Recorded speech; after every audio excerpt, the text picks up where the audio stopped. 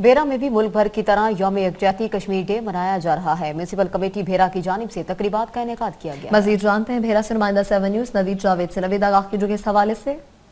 जी बिल्कुल, मुल्क भर की तरह तहसील भेरा में भी मकबूजा कश्मीर के मजलूम भाइयों के साथ इजहार यकजहती करते हुए 5 फरवरी को यौम यकजहती कश्मीर के तौर पर मनाया जा रहा है और इस सिलसिले में सियासी और मजहबी तंजीमों की जानिब से रैलियाँ भी निकाली जा रही हैं। सबसे बड़ी तकरीब म्यूनसिपल कमेटी भेरा में मुनक्किद की गई है, जिसका आगाज़ असिस्टेंट कमिश्नर भेरा वासिक अब्बास आल ने परचम कुशाई करके किया।